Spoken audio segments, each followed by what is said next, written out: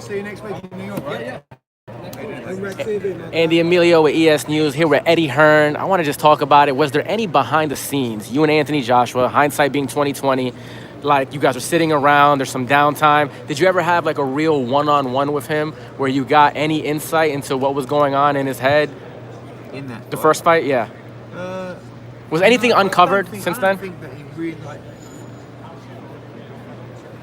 the defeat hit him hard. Do you know what I mean? So I don't think we had a good chat after, but a lot of the conspiracy theories were all total bullshit anyway. Okay. So like the first one, he had a panic attack. Like, can you imagine, right? You know, in New York, Yeah. like most commissions, you have a commissioner who won't leave your site.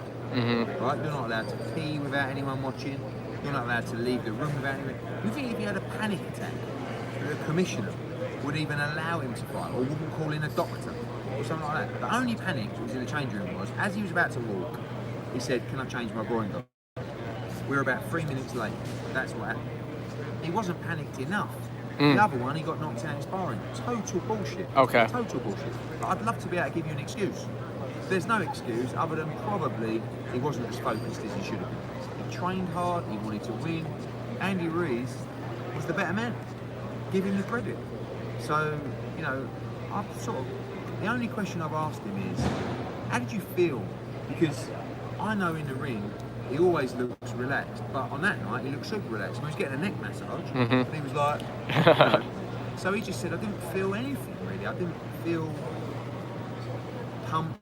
I didn't, you know, he's not the kind to get in the ring and, you know, start throwing out combinations, but he just said, I just felt chilled. I think that was the problem. Went in there expected to obliterate Andy Ruiz, and halfway through the third round, looked like that was going to happen.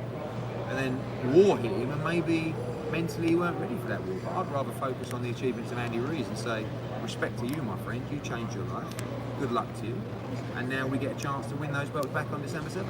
The post-fight presser seemed like you really, you know, kind of, you know, had a lot of empathy for him. Like you were a little like, damn, my guy kind of lost.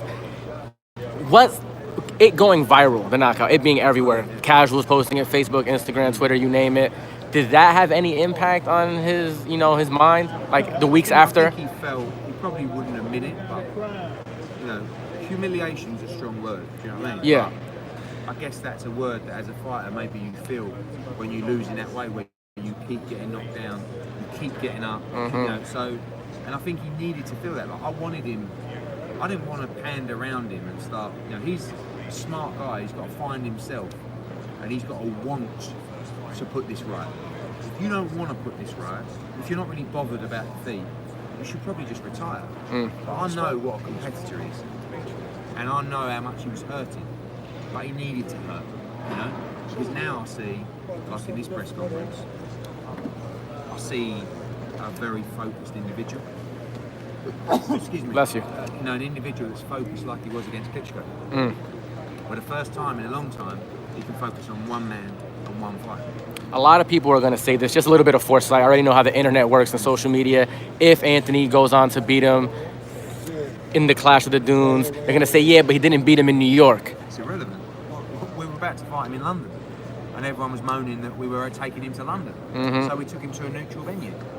You know, we fought Andy Ruiz in his country. We lost.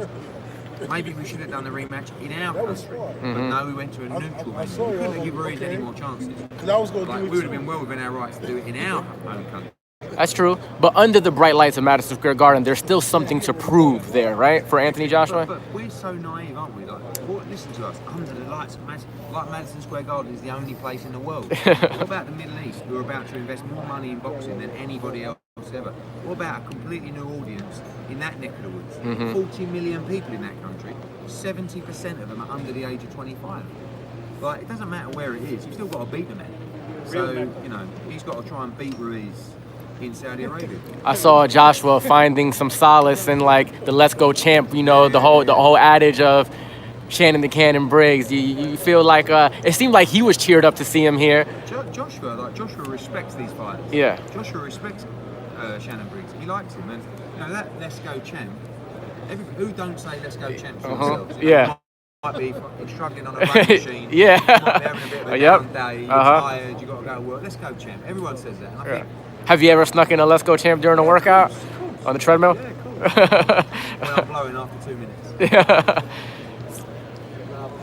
Talking about some other fights, Devin Haney, he's one of your newest guys on Matchroom. Straight into it, he says I could beat He Lomachenko. wants Lomachenko now. Next Friday, he gets a chance to be Lomachenko's mandatory. So if he wins next Friday, and by the way, has a very tough fight against Abdullayev, he gets a chance to call that man's name, rightfully so, because he's mandatory, and he will call that man's name. He's 20 years of age. Don't rule out Devin Haney to go on and beat Lomachenko and become a great. Wow. That little group of all the guys at 135 is pretty stacked, because then, like, even on the flip side, not as maybe from like a boxing purist standpoint, but Ryan Garcia's there as well. You know, those two guys have history and all that kind of stuff. And Gervonta now up at 135. I mean, look at Gervonta Davis against Devin Haney.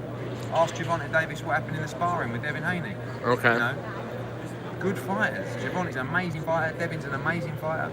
Luke Campbell's in the mix. You know, Teofimo Lopez, is he going to beat Richard Comey? 135's alive, you know. Devin Haney, Ryan Garcia sometime down the line. Fight, yeah, that's a good fight as well. That could be a mega fight, because, you know. Let's do it soon. Okay. Eddie, appreciate your time. Thank you. Just a few questions.